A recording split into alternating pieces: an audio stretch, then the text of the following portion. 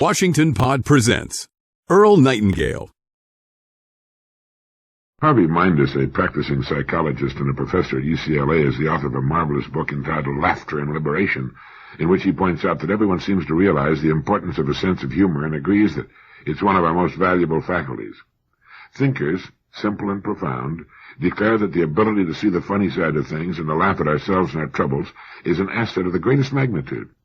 It can help us contend with adversity, derive greater joy out of living, and maintain our sanity, yet no one seems to know how to cultivate it.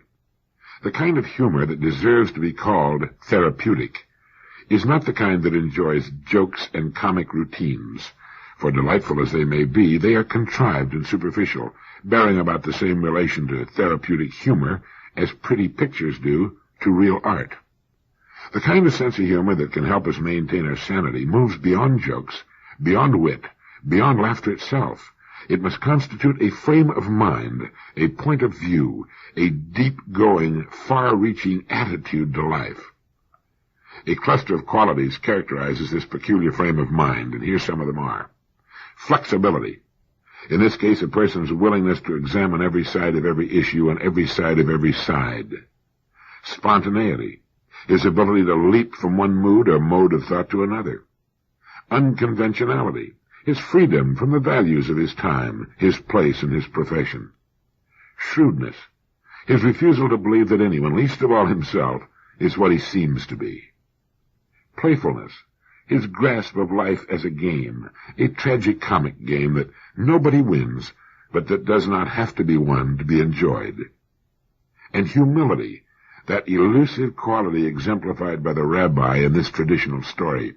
A wise old rabbi lay dying, so his disciples lined up next to his deathbed to catch his final words. They arranged themselves in order from the most brilliant pupil to the most obtuse. The brilliant one bent over the prostrate form and whispered, "Rabbi, what are your final words?" "My final words," murmured the ancient rabbi, "are, life is a river."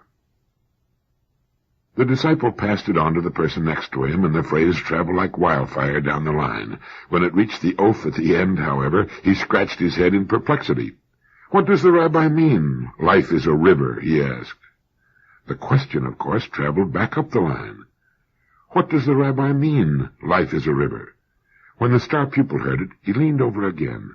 "Rabbi," he implored, for the old man was breathing his last, "what do you mean, life is a river?" And the rabbi shrugged and croaked, "So it's not a river." A man who can shrug off the insufficiency of his ultimate wisdom, the meaninglessness of his profoundest thoughts, is a man in touch with the very soul of humor, and each of the 6 qualities contributes to the kind of sense of humor that is therapeutic. The 6 qualities are the kind of sense of humor each of us needs: flexibility, willingness to examine every side of an issue, spontaneity, unconventionality, shrewdness, playfulness, and humility. So how's your sense of humor these days?